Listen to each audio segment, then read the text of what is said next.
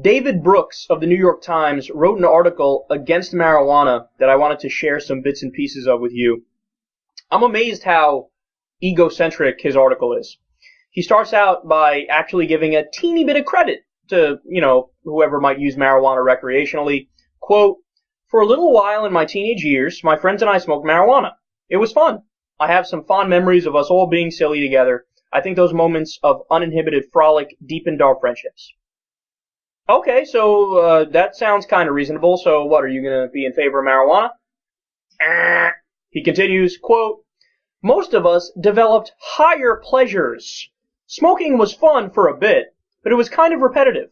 Most of us figured out early on that smoking weed doesn't really make you funnier or more creative. Academic studies have more or less confirmed this." Really, David? Can you please show me the study that says that how marijuana affects somebody's comedy? You just made that up. That study doesn't exist. "We graduated to more satisfying pleasures. The deeper sources of happiness usually involve a state of going somewhere, becoming better at something, learning more about something, overcoming difficulty, and experiencing a sense of satisfaction and accomplishment." Because, of course, what David Brooks knows is what would make every person on the planet happy and not happy. He's the ultimate arbiter of emotions. He figured all this out. He has this grand theory in his basement, like a beautiful mind. He was writing it on his chalkboard. Or you're just kind of giving your opinion. Or that. And you can't back it up in a factual way, and you're just bloviating like anybody can about anything. Yeah, that's probably more what's going on here.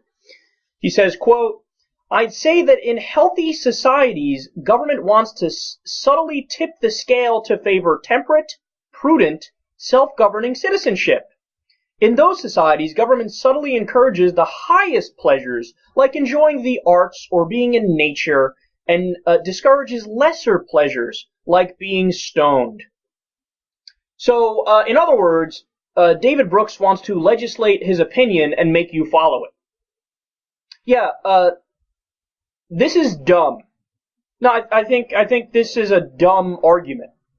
Like, what does that mean? What does any of that mean? A higher pleasure is being in nature? Just going outside and going for a walk is a higher pleasure than somebody, I don't know, drinking some alcohol or smoking weed or playing a sport or something like that? There's no basis by which you could say that that's true. And also, I want to be fair here, there's no basis by which I could say that smoking marijuana is superior to somebody who enjoys a good walk and bird watching or something like that. No, neither of them are, you're not right or wrong, or somebody's inferior or superior in that regard. It's a matter of to each their own. And by the way, the whole idea of having a free society is that we don't push our own personal opinions on other people through the law. And he just said, I'd say that in healthy societies, government wants to subtly tip the scale to favor temperate, prudent, self-governing citizenship. Wrong. The government should not push anything. They shouldn't push temperate anything, prudent anything, nothing. They're supposed to be neutral on these issues and let people pick whatever hobbies they want to pick, because that's what fucking freedom is. So his whole article, I mean, look at this. It's sad. It's such a childish argument. His whole article is, I think X, therefore we should legislate X. My personal opinion is that marijuana is like this, so everybody should agree with it and we should legislate it. No, how about to each their own? How about if you don't want to smoke marijuana, okay, don't smoke marijuana. But that doesn't mean you should take it away from the guy down the street. I mean, these things, these are obvious things I'm mentioning here, but they're right over David Brooks' head. Now, the final thing I want to mention here, dude, you totally missed the point anyway. Like, the whole thing is like written in prose, like just a personal story, and then he's drawing conclusions based on his own experience. There's a term for that. It's called anecdotal. Now, what's more important than anybody's opinion on anything? How about the effects of the policy? So what about the millions of people in jail for pot? And by the way, if you say it should be illegal, then shouldn't you be in jail? You just talked about how you did it all the time when you were a kid. That's illegal. So shouldn't you be in jail with somebody else who was caught who smoked the same amount as you, with their friends, just like you did? I mean, if you're saying it should be illegal, you're admitting I did something illegal. So what happened? Why aren't you willingly turning yourself in? It's hypocrisy.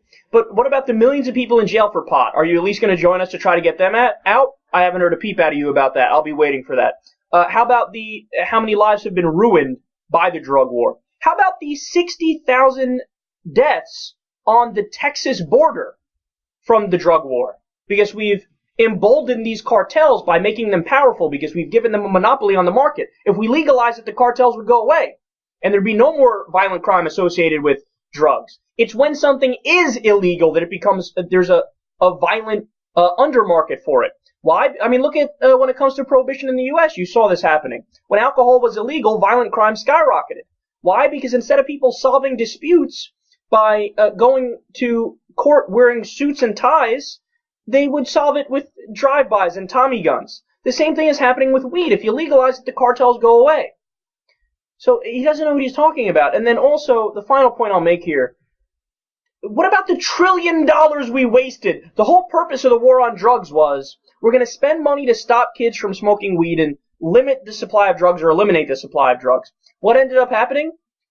Kids are using at a higher rate, and the first-time triers are at a higher rate also. And we just wasted $1 trillion in the process. More people are using, and we just threw $1 trillion down the drain. I mean, there's no argument for David Brooks' position.